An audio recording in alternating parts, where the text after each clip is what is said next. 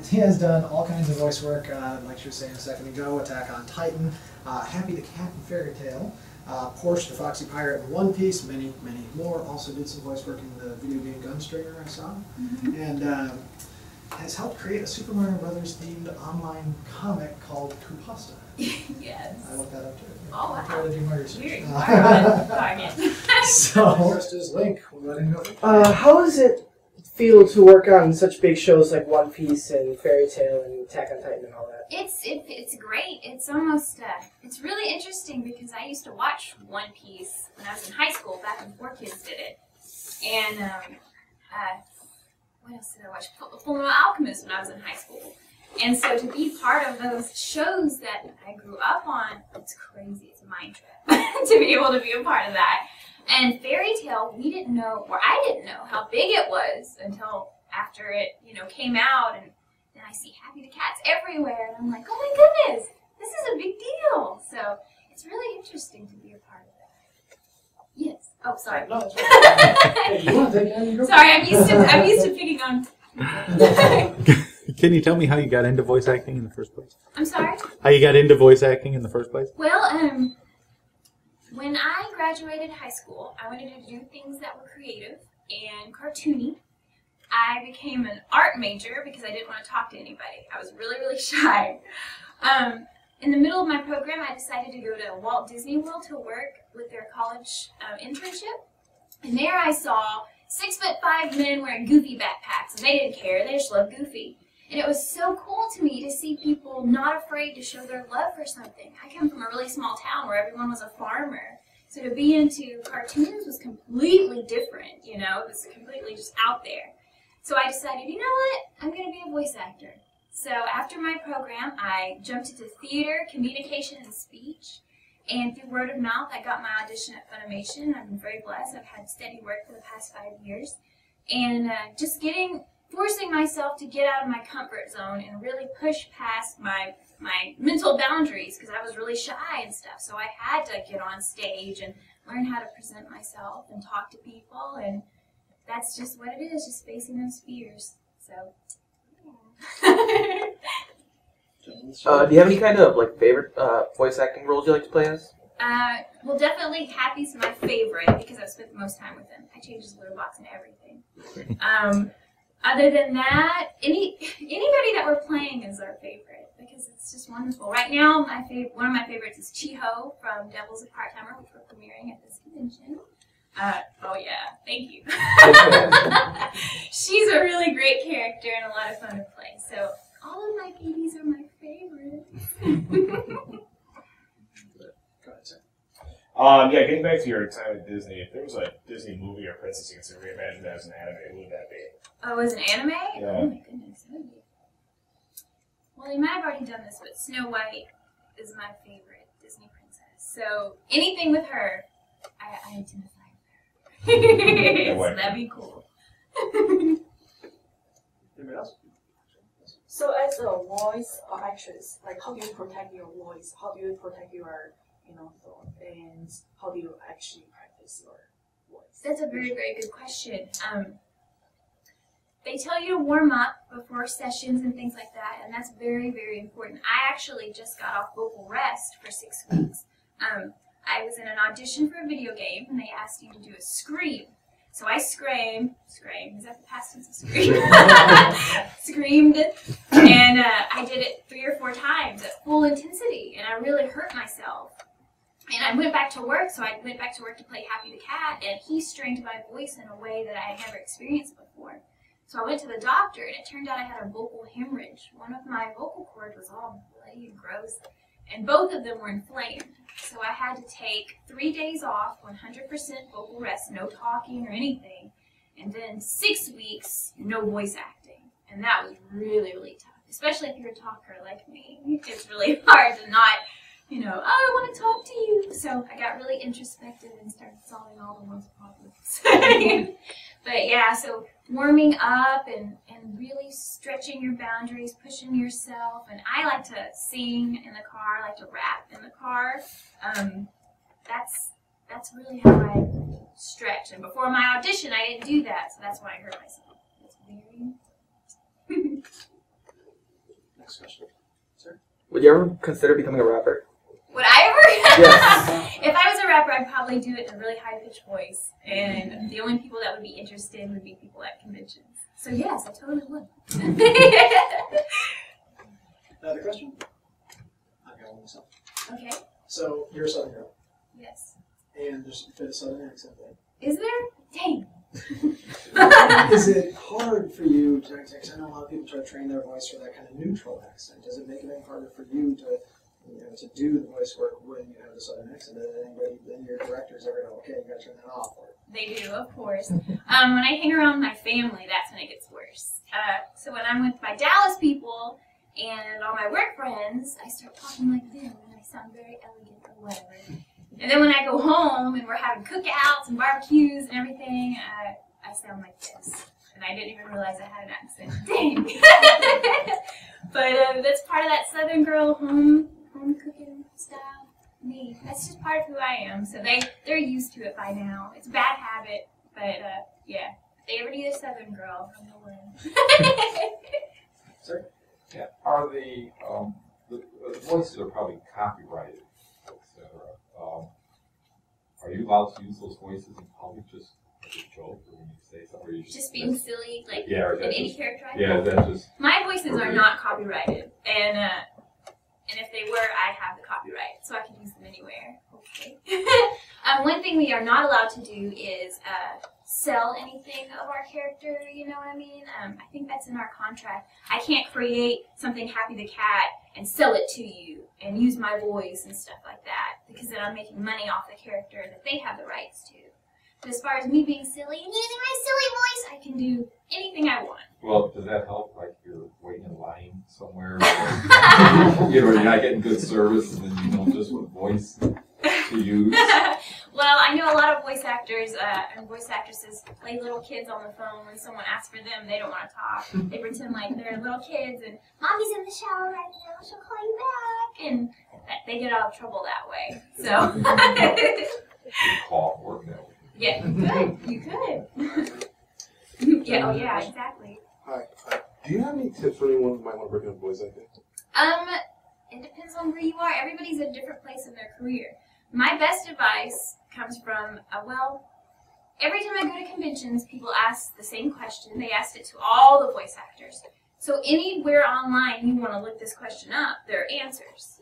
And they're around the same answer. So my advice is to do your research and then follow through with it. Because the problem that people run into is they ask that question, they get the answer, like there's some secret door that's going to open if they ask that question. So learning what you can do, learning as much about the industry as you possibly can, and then following through with that. Really trying. If you know you need a demo, get a demo. You know, things like that. So following through with the questions they ask, that's my advice. Are there any voice actors that you like to work with, like specifically? All of my friends I like to work with. And the sad thing about what I do is most of the time we are by ourselves in a booth. So it's not till convention season that we get to really hang out and just play, because everybody's so busy with their own projects, you know. I don't get to see all my buddies all the time. So that's why conventions are such a blessing for you guys and for us, because we get to hang out with you and our buddies that we don't get to see. So that's really cool. John in the back. What's a day at a convention like for you? Day at a convention. Yes. Okay. My handler wakes me up, but that sounds really pathetic. But I don't wake up with my alarm, so when she texts me, I'm like, oh, time to get up. And then I beautify. And so this morning I watched the Legend of Zelda cosplay group from my window as I was drinking coffee this morning. I was just watching them take pictures from my hotel window. And so my schedule's different every convention. Today I have 3 different events. I think 2 of them are 2 hours long. And so in between events, I'm saying hi to people, trying to hide so no one sees me, trying to eat, find time to eat, and then sometime in between going to my hotel room and crashing for a few hours and trying to sleep, but probably watching sports instead. Yeah, are there any video game franchises that you have not worked on that you would like to work? I would love to work on anything Super Mario, anything Sonic. That's what I grew up with. And people ask if I'm a gamer, and does that count as a gamer? Old school like think that? anyone who plays Now video games are different than when I played them. Like now, games are intense now. But I think of myself as a gamer in that sense. So yeah, that's what I would totally be in. Cool. Which characters would you do? I mean, like I Toad, love to do Peach, of course. I don't know if you know this, but I really like Peach. She's my favorite princess of all time. More than Snow. I love Peach. If you were to cosplay, who would you cosplay as? Probably Peach. I was looking for Happy, but whatever. Oh, sorry for not giving you the answer you wanted. No, what are those things called? The like big onesies. It's really fuzzy. You know what I'm talking about? Oh, like the fursuits? The Kangaroos? Yes, I want a happy one of that. I'm commissioning someone to make me a happy one. So I will be cosplaying as Happy, kind of. Sorry. Can you give us like a little preview? Not preview, but can you give us like a happy voice right now? A Happy the cat? Yes. Okay. Oh, guys, thank you so much for coming into this room and sitting here in the dark with no windows. It's really creepy. It's like a dungeon. But thank you so much. You're here just for me. I'm so lucky. Next time, bring lots of fish. You forgot. How do the voices that you can do get hooked up with the different animation groups that need those voices? How do they know, especially when you're starting before you're famous like you are, how do they know, like, I need this voice, this person can do that voice? A lot of it's who you know. When I started my audition, I just happened to, they needed a high-pitched character, and I can do those. And from my director wrote a letter to all the other directors in the studio and said, hey, if you need somebody to do this voice, try this girl out.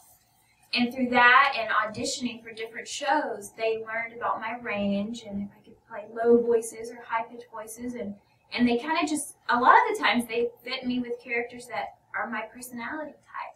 For instance, my most famous character is Happy the Cat. And he's happy and sassy and the little guy, and that's kind of how I am. I think of myself like that. So just learning about me and who I am and knowing these people, that's how I get the opportunities to play. So do you think you act out the characters in the sound booth? I believe so. I get in trouble a lot because I get off mic. So we're supposed to be like right here and stand, and well, I like to be all over the place, you know. If Happy's dodging, I'm gonna dodge or whatever, and they get on to me and say, "Get your hands down," because I block the mic. And are you watching the? You're watching the clip. Right? Yeah, we watch. The way we do it is we watch it in Japanese, and then we dub it in English. So I watched him before. So if he like on screen, he you know, in Japanese. And then I come in with my own version. So, yeah. And then they sync it up to match the mouth flaps. Okay, so they sync it. You don't have to worry about syncing perfectly. We hope so. That if the writing's good enough, everything syncs up perfectly. But sometimes, you know, if, like, say he's saying, I love you. And I say, like, I love you. but the Japanese says it, I love you. I'll have to say it, I love you, you know. And it's just different depending on, you know, how long you have. Yeah, there's a lot more talent than just the voice. Thank you. Thank you. It's an art, really. Yeah. Part of what makes someone good at this job is being able to take direction. A lot of people can't, and that sounds surprising because if a director tells you, you know, slow it down, some people don't know what that means. They just kind of freak out. So learning how to listen to the director and like the directors will give you the most random, like for instance, I had a director go, I need it to sound more green. What does that mean? What does that mean? Like, and so I'm just like, okay, and I try something. That's perfect. That's more green. So you never know what kind of wacky direction you're gonna get. But just being confident and trying your best and not being afraid to ask questions, that's what makes you good at this job, I think. Have you come to a con and geeked out over somebody or something you saw there? Yes, I do. Well, I did. Like another voice So actor. this year I met Lisa Ortiz, who plays Amy Rose, or did play Amy Rose in Sonic X, and I'm a thing for Sonic, and that was really cool. So I geeked out over her. We had an autograph session together, and every so often I'd look over like, oh my gosh. Now we're cool. She's on my phone and on my Facebook, but at the time it was really intense and awesome. That's scary when you meet your favorites sometimes. What does your family think of your voice acting skills, and are any of them any like fans of yours? My family's my biggest fans, but they don't watch my shows. They are very, very encouraging. They love what I do. They love seeing, well, animation's my passion. So to see anybody do their passion, you get to watch them bloom and glow. So they love to see me work because of that. As far as anime, my mother watches all my stuff. So every time I get one of the copies of what I do, I just give it to my mom because she watches it. My dad doesn't get it, but not everybody's supposed to. And the first thing that came out that I showed my dad was the first, this is my big role or whatever. It was kind of dirty at one point, and he was like, this is what you do? And I have to be like, anime's not like this all the time. So, yeah, I stopped showing him stuff. We got time for one or two more. I think the guy in the back. Did you? Okay, somebody else wants to ask a question. Yeah. Sometimes I do a blog called Nerd Motivation, so I want to ask you, could you give a 30-second motivational speech in character, of your choice? In character? Of your choice. Towards someone want to chase their dream or passion. Oh my gosh, a 30-second motivational speech in character for anybody who wants to catch their dream. Wow, that's amazing. That's a cool question. Okay, I'll do it as Happy Cat. Sorry, it makes me giggle. That's a great question. Alright, listen, dude. Now, you may be thinking you can't do this, or you may be thinking, I really want this, but it's really far away. How am I going to do it? Well, this is what you need to do. You need to research, and you need to make a plan, and you just need to get over it. You need to get over worrying about being not good enough. Because guess what? You are good enough. You are good enough. And if they think you're not good enough, well, who cares what they think? Because you are. You really are. And if you're not that good now, guess what? If you keep practicing, you'll get even better and bigger, and it'll be amazing. And then you'll look back at past you and be like, hey, dude, remember when you thought you weren't awesome? You're awesome. And your past you will be like, what? That's crazy. I can't believe this is me in the future. And in the future, you will be like, I can't believe we're doing this. Does time travel exist? And then the future me will be like, oh yeah, it does, because I did that great amazing thing! And that's why you should always follow your dreams.